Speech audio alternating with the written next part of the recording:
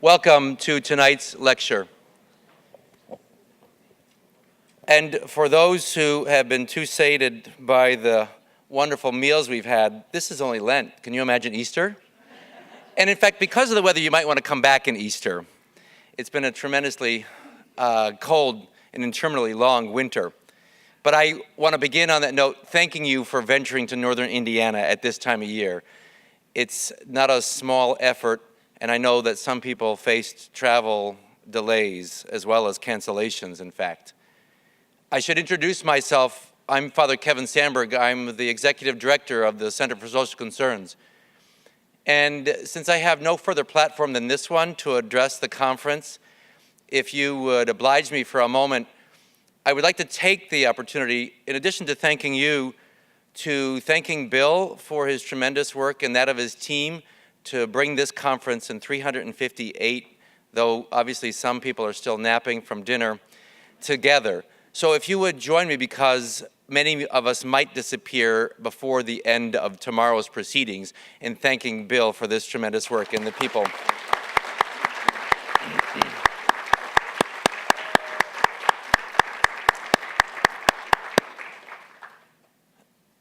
The Center for Social Concerns is the academic institute at the University of Notre Dame charged with enacting Catholic social teaching through community-engaged research, teaching, and learning. As our conference theme and speakers would indicate, the center's concern to engage the church's social tradition doesn't simply extend to the poor, it begins with them. In service, learning, accompaniment, as well as scholarship toward the justice they are due. Indeed, the center has long hosted, in addition to the university's Catholic Social Tradition minor, the Poverty Studies Interdisciplinary minor, the 7th largest at the university, with approximately 100 students. And we are happy to announce today, for the first time publicly, that the center has just become the home of the Journal of Poverty and Public Policy, with the center's academic director. It is great. With the center's academic director, Dr. Connie Mick, if Connie would stand, serving as the journal's editor-in-chief. I want to note that here because there has been concern about how you move forward and how we have structural responses, one of which is informing policy discussion and decisions. And that's what this journal gives us a next step toward. And you will be hearing from Connie about calls for papers and special issues. A constellation of research, teaching, and learning focused on poverty is all the more important as in this time the world undergoes yet another wave of attacks on the dignity of the human person, especially in the person of the poor migrant and refugee. Left undiagnosed and unchallenged, the paroxysms of power and privilege that build walls and intentionally tear down bridges bode ill for the ability of humanity to manifest its love of God in love of neighbor, let alone love of enemy. Ideologues, partisans, and petty dictators foment doubt and division to provoke fits of fear and stoke our baser instincts. The just way forward demands structural manifestations of change, as Lisa Sol Cahill indicated last night. Mere platitudes might garner fleeting social media attention, which can have lasting impact for worse. But historically, they produce little progress in the actual recognition of human dignity. To learn how we can better act in accord with the dignity inherent in creation, we have brought from just about halfway around the world an exemplar of courage and a true pillar of social justice, Cardinal Charles Bo of Myanmar. His Eminence made his final profession of vows and was ordained a priest of the Salesian Order in 1976. 20 years later, St. John Paul II appointed him bishop, and in 2003 installed him as Archbishop of Yangon. Pope Francis elevated him to the cardinalate in 2015. Cardinal Bo knows he follows several other ecclesial leaders as principal speaker at one or another center academic event in recent years. Cardinal Turkson of Ghana, Cardinal Napier of South Africa, Cardinal Tagle, infamously known as Chito here now, of the Philippines, and Cardinal Tobin of Newark. And they are worthy of his company, for he has long been a defender of human rights, especially for ethnic minority groups in his country, and a promoter of peace, including involvement with the Catholic Peacebuilding Network of Notre Dame's Kroc Institute. Moreover, he has been a staunch campaigner for reconciliation in Myanmar. We are blessed to host this champion of human dignity to teach us tonight what it means to build a bridge across the continents in fellowship with the poor. Please join me in giving a warm welcome to Cardinal Charles Bo, Your Eminence.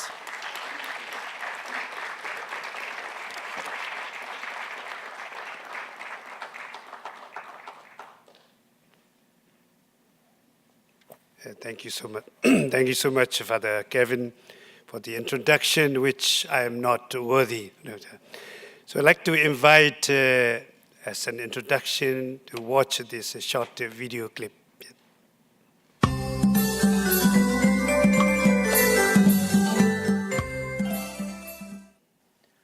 Mingalaba, and a hearty welcome to the golden land of Myanmar.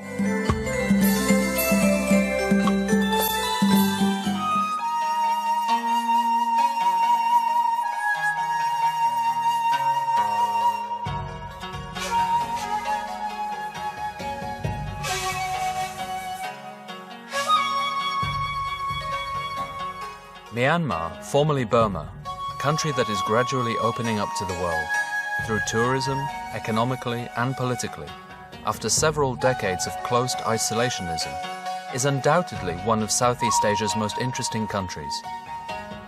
It is the second largest country of the region, located between China, India, Laos, Thailand and Bangladesh, on the shores of the Andaman Sea and the Bay of Bengal. The plain of the mighty Irrawaddy River and its vast delta are surrounded by an arcing mountain range. It is a mainly agricultural country, but also rich in oil and gas deposits, and famous for its rubies, sapphire, and jade. The history of the beginnings of the First Burmese Empire date back to the 9th century. Burma's geographical location, away from trade routes, compounded Burma's isolation from the rest of the world, except when engaged in a conflict with one of its neighbors.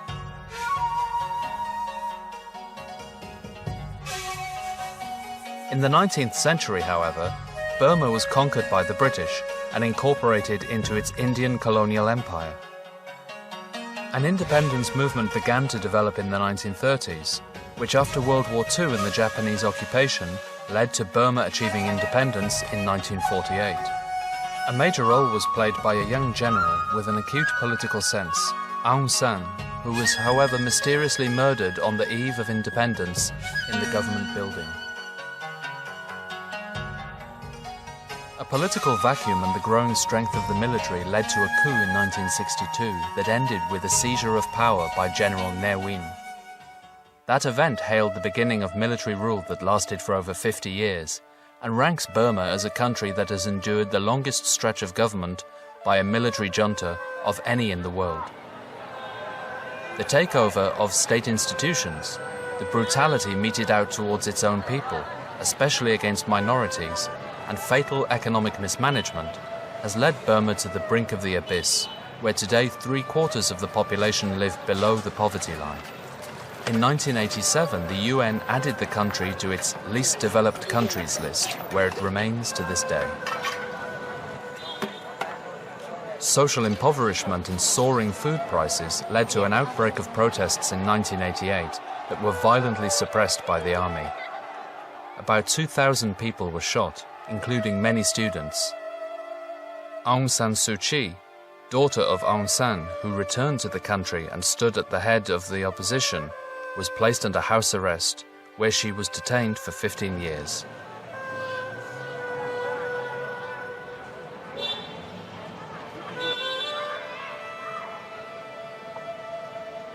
successive protests were violently repressed over the years, most notably that in 2007, the so-called Saffron Revolution, named after the color of the robes of the Buddhist monks who attended en masse.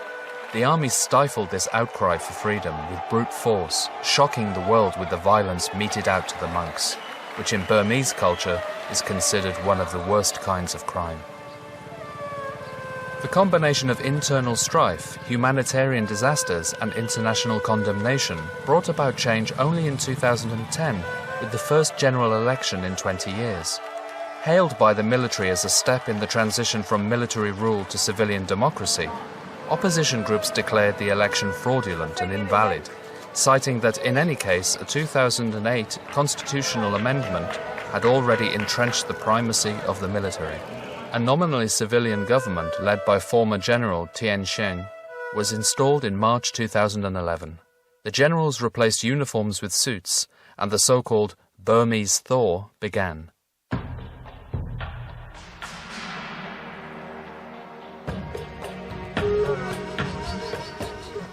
Among the over 50 million inhabitants of the Republic of the Union of Myanmar, ethnic Burmese account for 68% of the population, with the remainder divided among 8 major national ethnic races, which comprise 135 distinct ethnic groups. Since independence, however, the central government has tried to merge the non-Burmese lands, abandoning Aung San's policy of unity and diversity in favor of Burmanizing ethnic minorities, which has inevitably led to outbreaks of ethnic conflicts.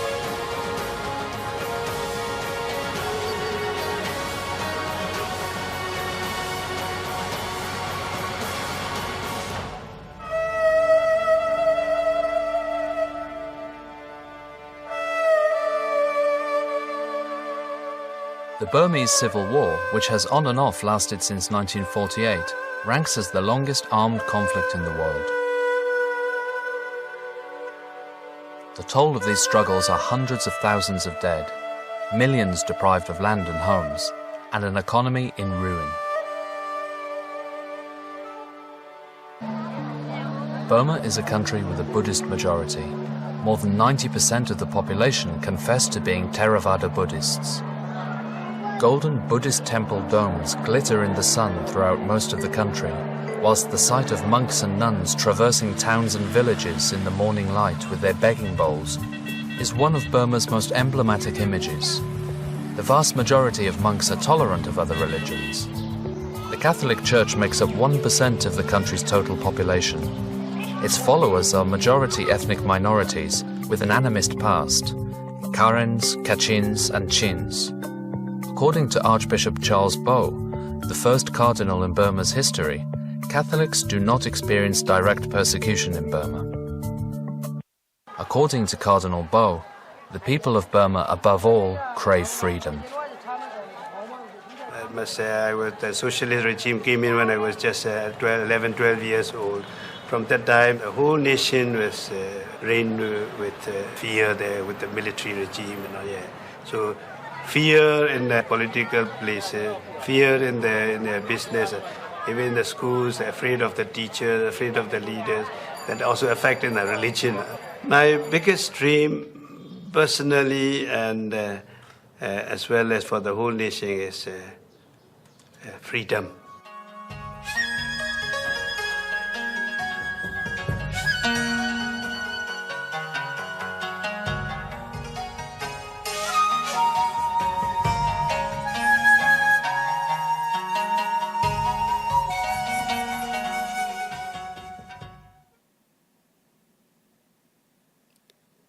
So that's all.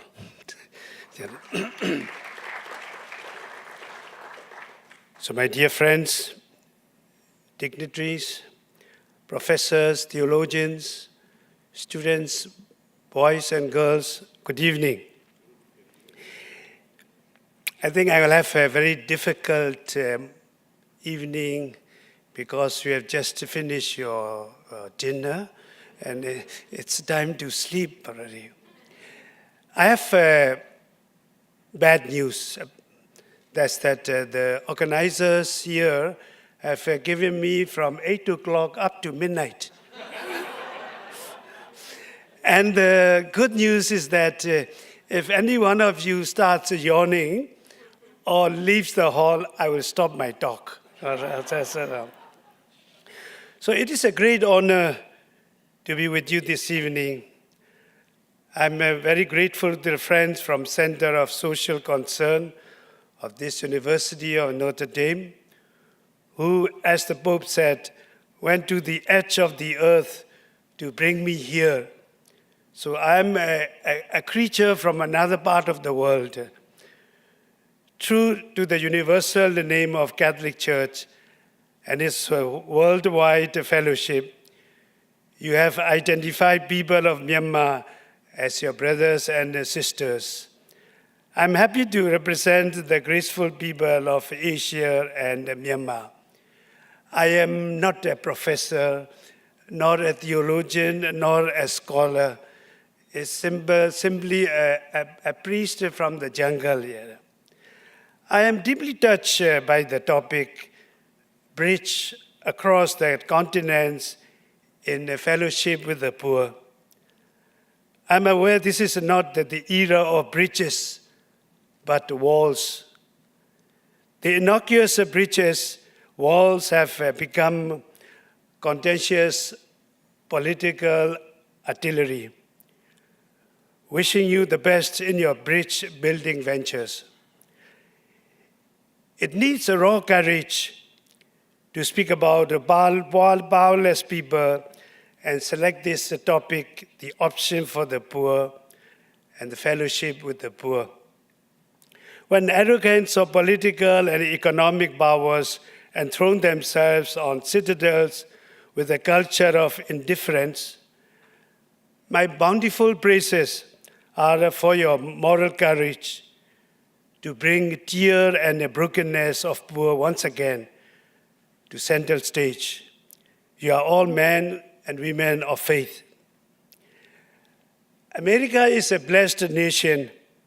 Many people think America is an existential heaven before you really go to the real one. A window shopping of heaven before you go to the real one. The power, prestige, privilege, and the prosperity this nation enjoys is an envy of many nations. But rich nations are also wounding themselves with the mutually mutilating cultural wars, celebrating victimhood by the rich and the other privileged class is fast becoming national infatuation.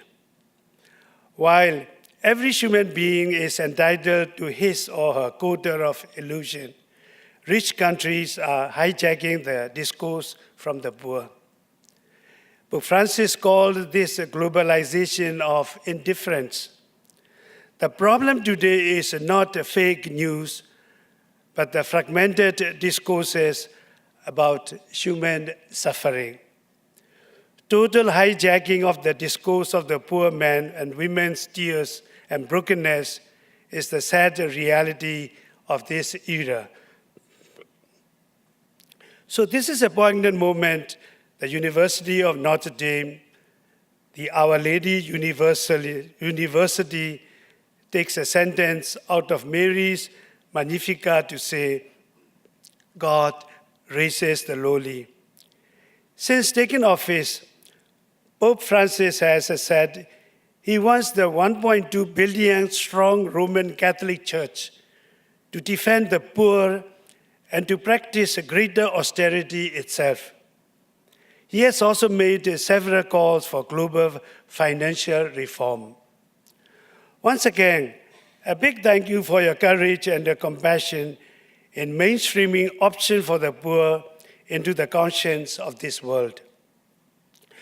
Let me illustrate this with two examples of the gravity of suffering of the innocent poor in this world. Your great investor, Warren Buffett, recently foretold in his annual letter that the world will face a mega catastrophe. In it, he warned about the prospect of the big one, a major hurricane, earthquake, or cyber attack that will dwarf hurricanes Katrina and Michael. Although he said such a disaster could occur tomorrow or in decades, he warned that it was inevitable and losses would be very big. This prediction is unsettling. But there are at least two mega catastrophes happening every day. The first involves the unnecessary death of millions of poor children. When it involves the poor, then the terminologies undergo paralysis. According to the World Health Organization, WHO, every day 15,000 children die owing to the hunger and malnutrition. Overall, 5.6 million children under age 5 died in 2016, nearly 15,000 daily.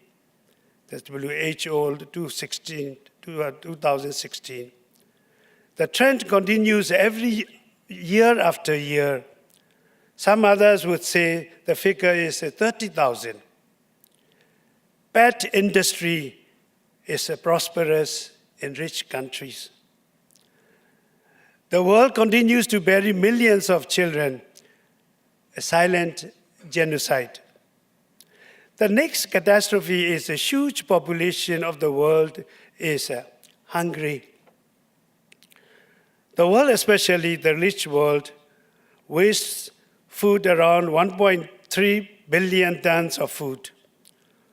From farm to dinner table, the United States loses or wastes 133 billion pounds of food per year, and the USDA reported in its 2014 report on a food loss that's 31% of the country's annual available food supply of 429 pounds per person per year. America's food loss was worth about 161.6 US billion at a retail price in 2010. The USDA says the food, meanwhile, about 850 million people do not have enough food to lead a healthy, active life, and nearly 25% of the people in developing countries are undernourished, according to the World Food Programme.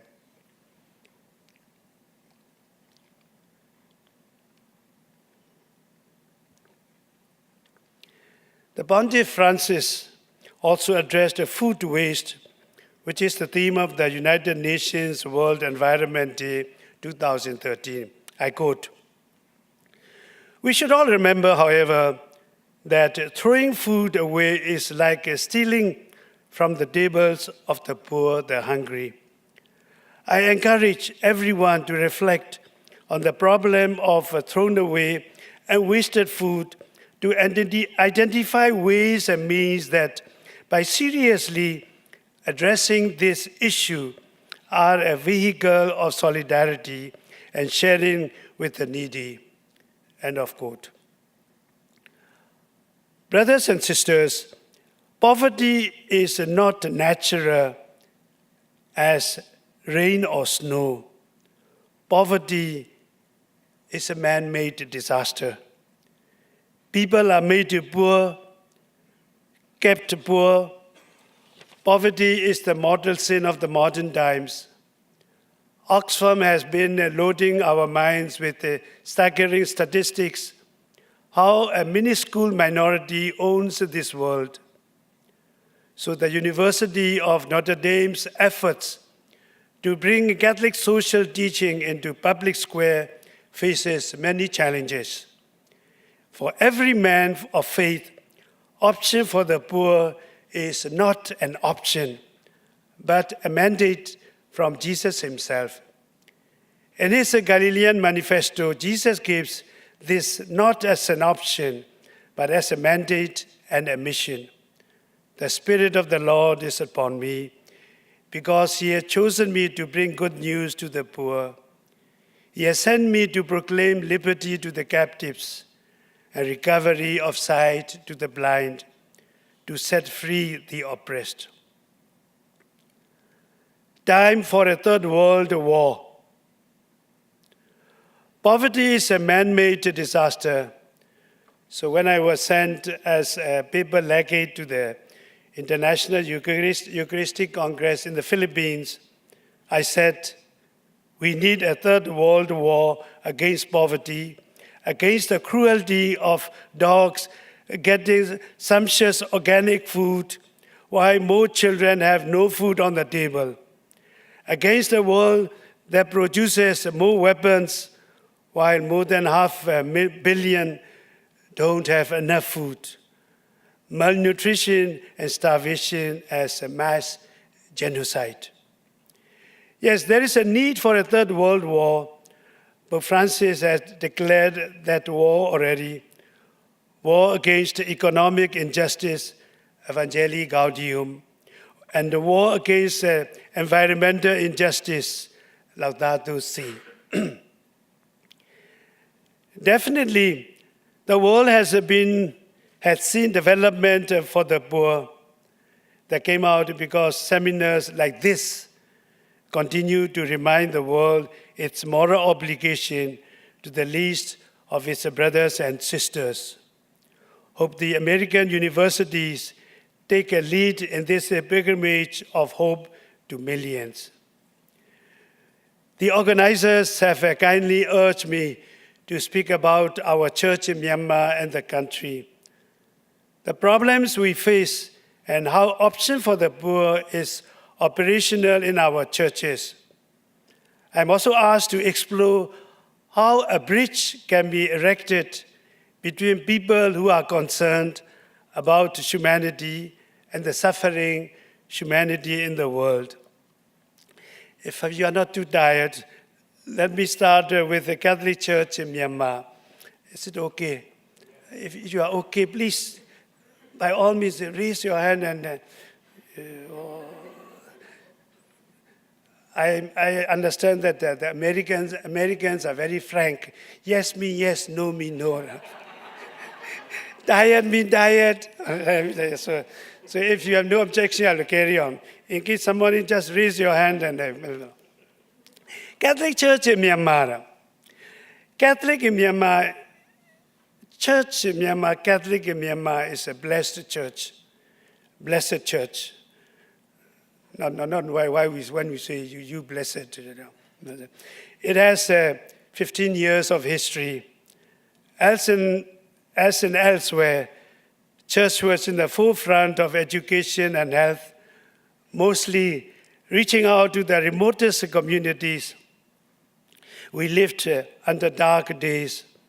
For 60 years, as we have seen in the video clip there, 60 years, church knew what it is to walk in the way of the cross. We were a persecuted church. In 1962, we lost everything. And myopic socialist regime confiscated our property, expelled the missionaries. All our resources were challenged. But we not only survived, we thrived amidst all the storms. From 3 dioceses, now we have 16 dioceses. From a Catholic population of 300,000, we have grown into 700,000. From 160 priests, we are now 800 priests around. From the 300 religious sisters, we are now 2,200 over religious. We have hundreds of catechists evangelizing the remote villages, except 2 dioceses. 14 dioceses are made up of ethnic indigenous people, Kaya, Karen, Chin, Karen. It is a colorful and a vibrant church. Next to the army, church is the only organization spread throughout the country. We continue to work among the most vulnerable, the neglected. our focus continues to be the youth. This little flock far away from the margins was raised to international attention when the Pope chose a local bishop as the Cardinal. I'm a bit shy to mention this. We live in a Buddhist country, and less than 2% of the total population. The country is one of the poorest in Asia, despite the fact that it has natural resources. China wants everything from Myanmar, all the resources. USA can stand up to China, no, we cannot. We are powerless. Yet this Pope, with his commitment to those in the margins, chose Myanmar as one of the countries of his visit in 2017. Pope Francis and Myanmar. When Pope's visit was announced, it was warmly welcomed by the Buddhist community and the Buddhist monks. The government of Myanmar considered his visit an occasion for peacemaking. The country has a chronic history of war between armies and different communities. It's also mentioned the longest civil war in the world. For the traditional Catholics of Myanmar, Pope's coming was a dream came true. Many walked for days together and traveled many days to reach the Pope's Mass. Pope's documents on joy of the gospel and Laudato Si was already translated into local languages. People know our Pope for his deep compassion, his sense of justice, and his love for simple people. In a country of poor people, his very gesture of visiting a flock in the periphery was a moving experience. The country was in a cauldron of a religious extremists set fire by a French extremist group. Pope's meeting with the reverend monks was really a healing touch to a country that was torn by hatred. He came with the message, love and peace. His sermons to various people consisted of one message: let there be peace, heal and do not wound others through hatred. This message was strongly conveyed and it brought a lot of solace to the people, because just a few months before his arrival, there was a militant attack, and the retaliatory attack on the Rakhine Muslims caused a displacement of thousands to the nearby Bangladesh, over 700,000 exodus to Bangladesh. Option for the poor in Asia. Recently, the bishops in Asia discerned and elected me as the president of the Federation of Asian Bishops. The continent is a continent of opportunity, but also a land of challenges. Nearly 60% of the world population lives in this continent. The median age is 30. This is a young continent with a vibrant human asset. The West sees Asia as the place of the emerging superpower China. Infatuation with China can hide the rich diversity of the continent. Asia is the birthplace of major religions in the world: Hinduism, Islam, Buddhism, Taoism, animistic religions of the ethnic communities make this region a spiritually soaked region. The third biggest Catholic country in the world is the Philippines. The biggest Muslim country in the world is Indonesia. From the South China Sea to the center of India, we have a vast stretch of indigenous land that is home to colorful people. Church needs to be in threefold dialogue with the poor, with the culture, and with religions. This is the region of Asia Tigers, with an unfettered market economy, has a broad prosperity to select countries, but poverty is rampant in the region. Some of the poorest countries in the world are in this region. Our church is aware that Christ was an Asian. The first churches were Asian. We have a special mission in a non-Christian area. Christians belong not to the dominant class in Asia. So by our powerlessness, we are drawn to the option for the poor. As the Pope said, option for the poor is thinking and living with the poor. In many countries, the poorest and the most vulnerable sought dignity through the church. In most of the countries, church concern is with the poor in the margins. The Dalits in India, indigenous people in many countries, migrants and trafficked people.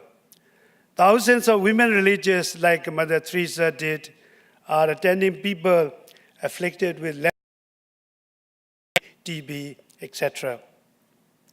Women religious are in the forefront of works of the option for the poor.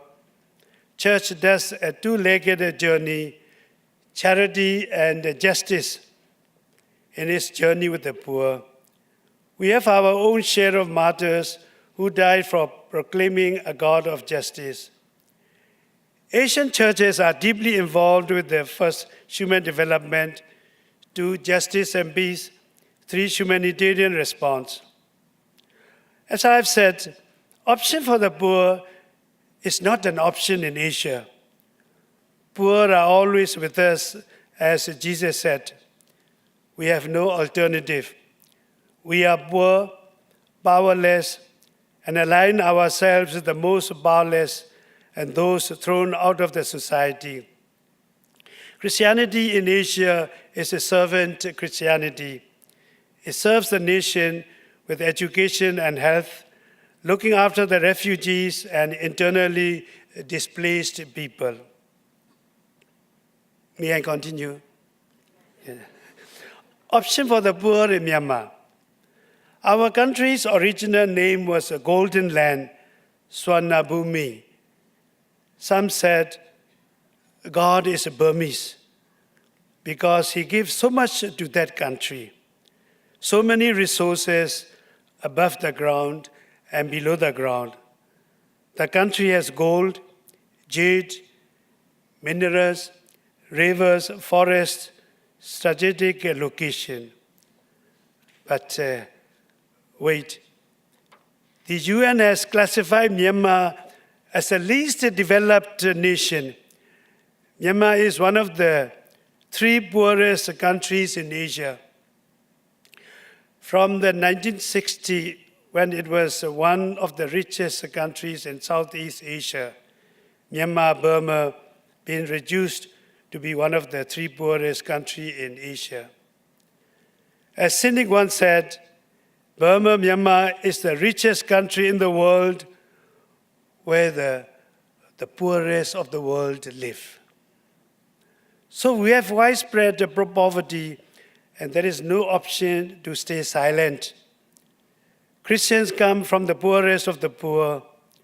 We were made poor by 1964 government initiative of nationalization and confiscation of all our assets. The Universal Church was a support. But we journey with our people when they went as refugees, when they were made war victims, when nature mutilated them, when poverty forced them to flee as unsafe migration church was with them. As we walk through land, I often feel the life of the people of Myanmar is the way of the cross. Majority are crucified with these 5 wounds. 1, enforced poverty in the land of plenty, lack of livelihood. 2, war for resources, chronic wars and displacement. 3, human trafficking and commodification of women and girls. 4, drug trafficking and exposure to dangerous substance abuse. 5, discrimination of the minority and poverty. Church journeys with the victims. In the war areas and internally displaced people, church chose to live and serve. In the remotest area of our country, the church is the only source of health and education. It has educated thousands, helped farmers and others through the Caritas network. Today, the Caritas network has more than 600 full-timers reaching out to the remotest area of the country. But we take the justice to the poor seriously, especially this Pope has arrived. We see economic justice and environmental justice as two eyes of Christian fellowship with the suffering masses. We work for peace, organize dialogue among religions through peace conferences. We strongly believe there is no peace without justice. We have relentlessly attacked the cronyism. We take on the superpowers that continue to exploit our resources. Recently, the church was in the forefront line of a struggle against a major dam coming up around ethnic Christian areas. As mentioned before, China is constructing one of the biggest dams in the world in Myanmar. Our journey with the poor is two-legged, charity and justice. This is a risky path, but the government and army knows that the Catholic Church means well for the country in the long run. Recently, we have come out with a nation-building plan. We are small, but we are a confident church. Bridge between churches and option for the poor in Asia. Once again, we are happy that we are sailing against the contemporary conventional wisdom of building walls. I'm glad that you use the word bridge in exploring our future relationships. A bridge is a two-way process with ideas and the people flowing across the bridge. I warmly invite you to engage with the East and Asia, the cradle of all religions. I warmly invite you to visit and understand the people of Asia. We strongly believe this country, Christ will return in Asia after Greco-Roman, Franco-German, and US Pentecostal sojourn. Christ was the original bridge that God deigned to build with the humanity to reinforce his love.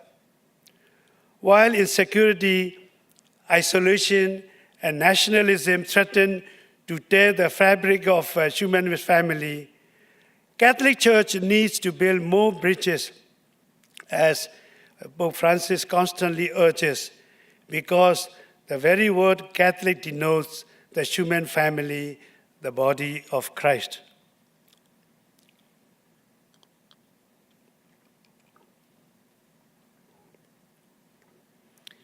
When I see the intellectual American people, my throat gets dry. Sorry. In our young days, when we are practicing elocution, it's called stage fright, stage fright. He said, no matter what will be your age, what will be your years of preaching, you still have this stage fright there, especially in front of all the professors and theologians.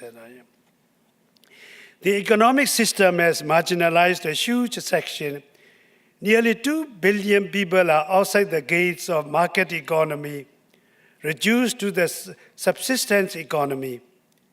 This economy exclusion is a tragedy that is accentuated by the onslaught of narrow nationalistic tribal mentalities. Catholic Church under this Pope tried to ratify the moral compass of the market economy and unbridled onslaught on ecology. Sadly, the Pope is drawn into other wars, and his prophetic voice will be submerged in the recent tragedies. There is a tsunami of challenges to Catholic Church, but we believe in a living God who promised that faith of a mustard seed will move a mountain. With hope and optimism, let me enumerate 7 ways of building bridges in our mission between the church in USA and the church in Asia and Myanmar. Very brief, although it is 7, but very short. One is regaining the gospel of the poor and for the poor. Fringe Christianity is becoming the mainstream in the rich countries. American market economy has repackaged Christ's message into a vulgar prosperity gospel. One of the reasons East will never be enthusiastic about Christ is how he is presented by modern-day American evangelical pastors. Bible is not about prosperity. It is about justice. Justice needs to be the good news to non-Christians. The term justice appears the most in the Bible. So Catholic Church needs to bring back the true message of the Bible, justice to the suffering people, including the poor. Christ's Galilean manifesto is crystal clear. Good news to the poor. Asia is poor. Myanmar is poor. They need to hear the gospel of the poor and for the poor. Kindly fight against the travesty of a prosperity gospel. 2, regaining the discourse of the poor for the poor. Without belittling psychological, spiritual, and mental suffering of the millions, we need to regain the discourse of the poor, their suffering. Every day, we take the bread on the altar and say, "Take and eat," knowing fully well billions will not have proper food that day. We break bread on unjust altars of a world which allows more than 20,000 children to die starvation every day.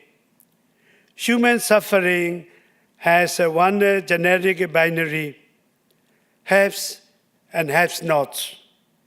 Celebrating other victimhoods can wait, yet help millions in Asia when the plight of the poor regains the center of attraction of the world. Asia was not always poor. Colonial past wounded it. The neo-colonial market economy mutilates the millions. 3, moving away from cultural wars towards compassion. Rich countries remain focused on their cultural wars, while the world is becoming hotter and burning. There is an aeroplane that takes off, and after the height of 30,000 feet, the announcement came from the pilot, "Ladies and gentlemen, sit back and relax because the plane is on fire." Sit back and relax, the plane is on fire. How could we sit back and relax when the plane is on fire? Our common home is on fire and burning.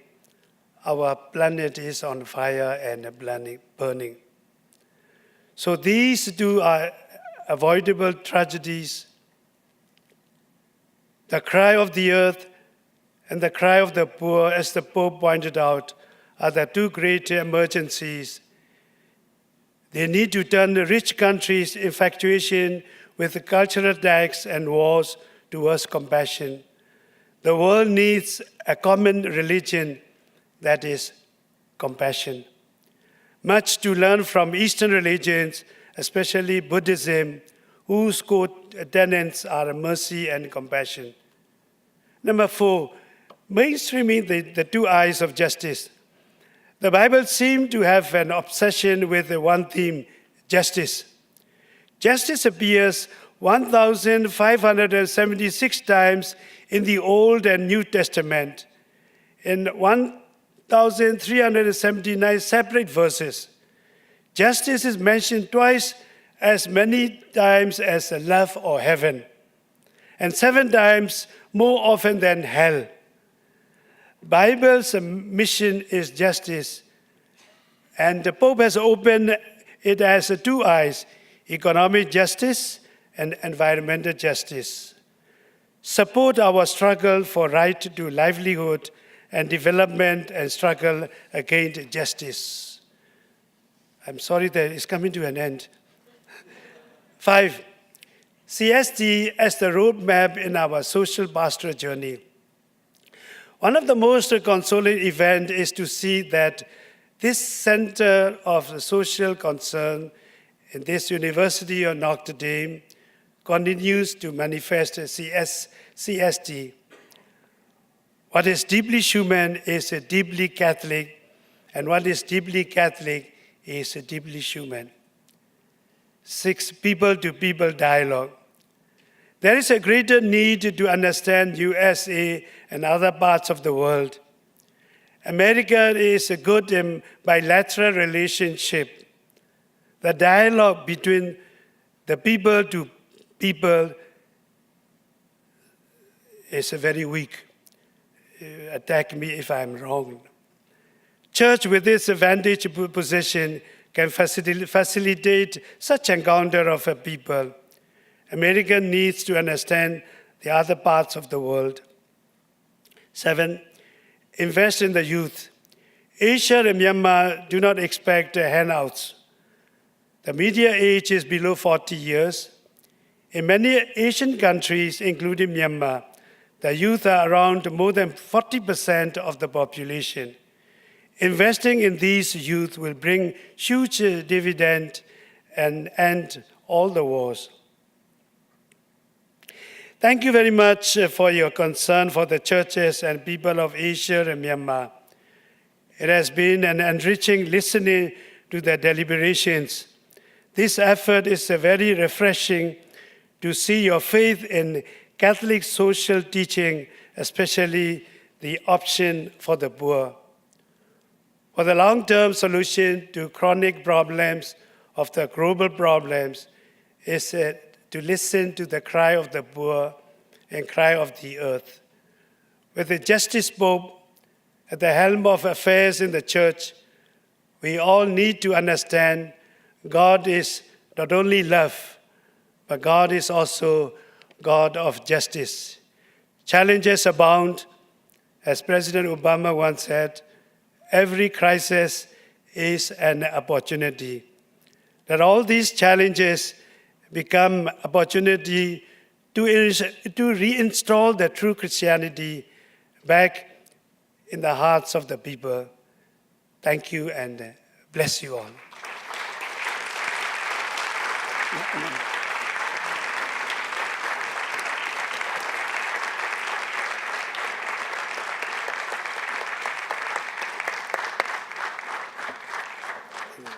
Thank you very much, thank Cardinal. You will take some questions, no? Oh, They're still awake, so they're dreaming yet. oh, questions. Please be sympathetic with me. As I've said, since I'm not a professor, not a theologian, try to ask very simple questions. So my name is John Noble from Bright Divinity School. Thank you for the call to hear the cry of the earth and the cry of the poor and the specific naming of the exploitation of women and girls as a key component of that. Do you think that it's possible for an all-male hierarchy to hear the voices of the poor when that cry is a cry of women?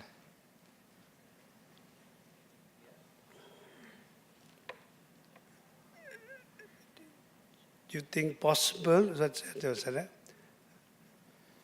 He asked if it were cry of women and young girls? Well, in Myanmar, And anywhere. anywhere here. I think of course, we are not criticized of the church in the past.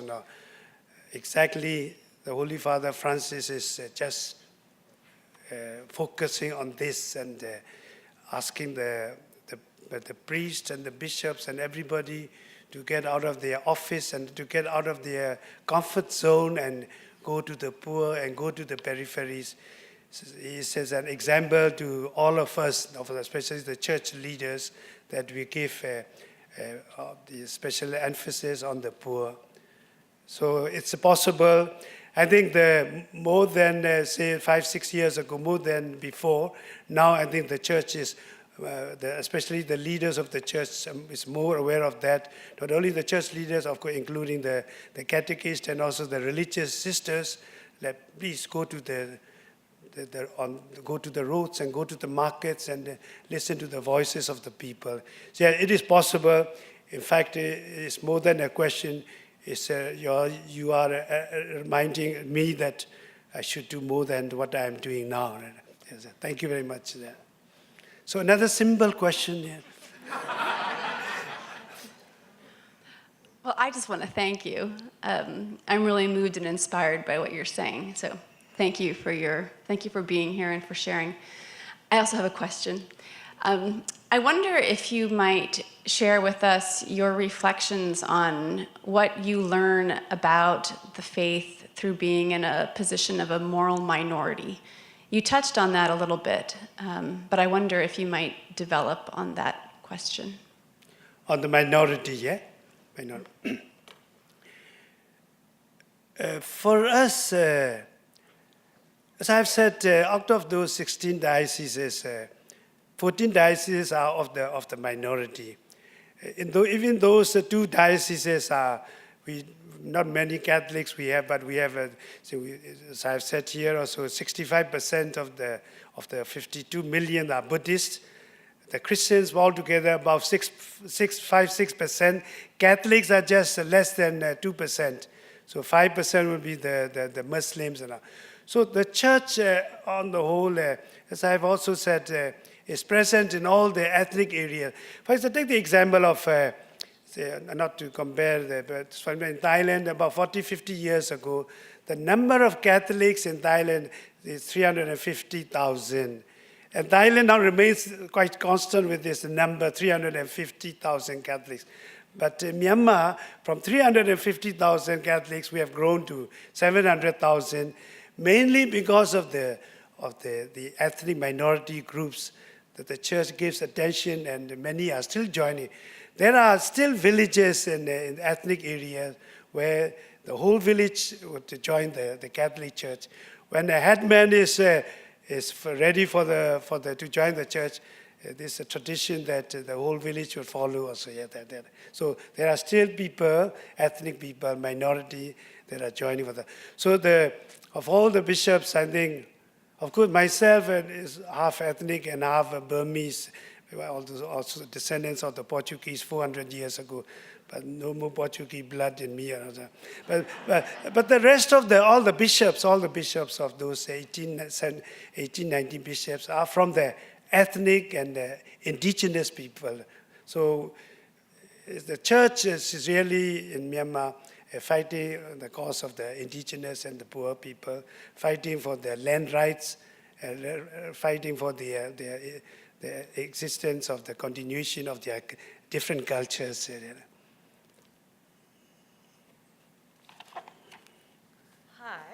Hi. Hi. I'm Marissa. I'm a junior here. My question is, I've met a lot of people who've been in international areas who find that converting and bringing the word of Christ and bringing the word of Catholicism to other religions and other faiths while they're trying to hear the cry of the poor is a priority. And I was just wondering what your take on what how seeing the different religions and whether or not conversion and trying to bring other people to the church, if that should be a role or how it should act when you are hearing the cry of the poor and trying to help other people. Yeah, with my with our little experience in Myanmar, of course, they are very strong Pentecostals and evangelicals coming in, they're proclaiming and try to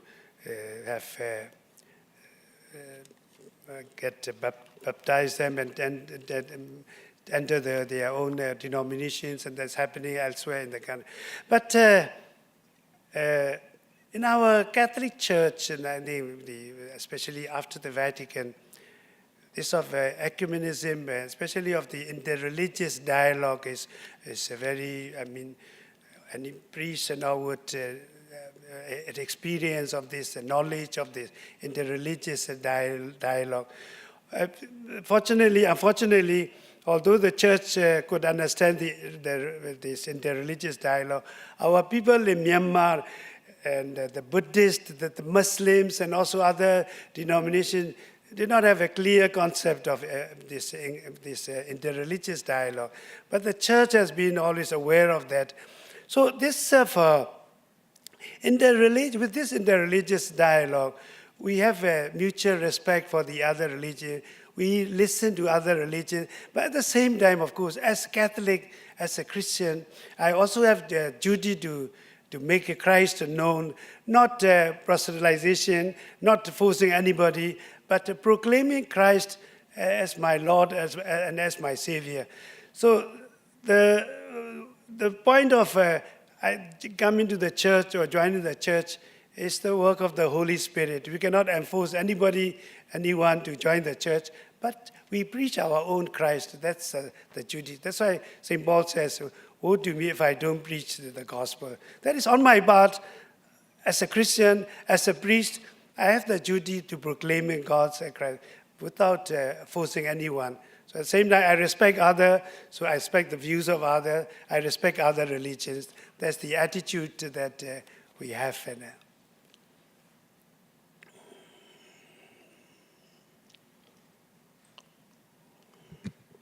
Thank you, Cardinal, for your very insightful and really consciousness-raising presentation. I also appreciated your video or movie that you shared about your country. As I listened to you characterize United States as a very wealthy, affluent country, I was just wondering, do you think that the United States has issues with economic poverty, for example? And if you say yes, can you explain? If you say no, can you explain? Thank you. So it's a rich country, but United States, this is because of the vibration, the echo, and what is the question? Again, the last sentence. What I want to know is whether or not you think that the United States, because it's a country that's looked upon as very affluent, right? Do you think that the United States has any issues or social injustices or economic injustices, economic poverty, for example? So she heard you describe the United States as a rich country, but does it also have poor and poverty in it itself too? Right. And maybe the implication is how do we exercise the option for the poor here, based on what you've understood about us as well as Myanmar?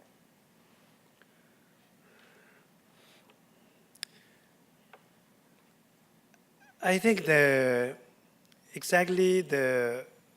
this type of conference is the one that animates the other people. No, I mean, I'm simply impressed that,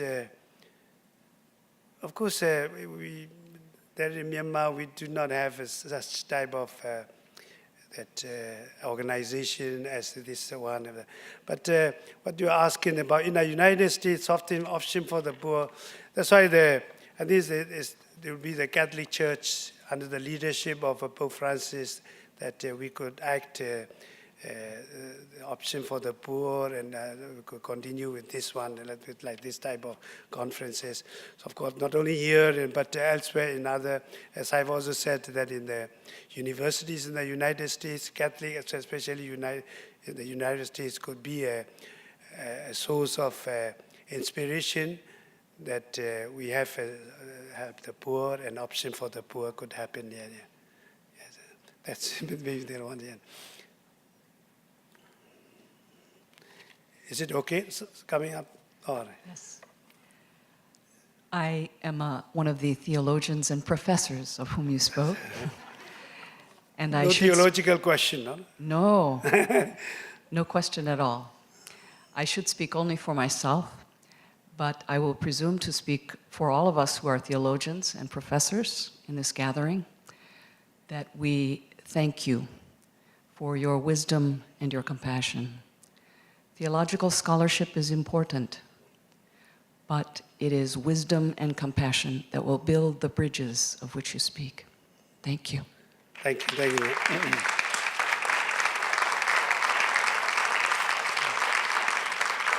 Yeah, of course, thank you. And the theological knowledge is very essential, actually, to understand theologically what is the meaning of compassion and love. This is a theological, the basis are essential also for us to really to go higher and deeper also, yes. So thanks to all theologians. I wish I could study my theology once again. It's okay. We'll study this, and I think you have helped us to look at the Golden Dome with a different perspective now that we know more about the Golden Land. Thank you very much. Thank you. Okay, thank you.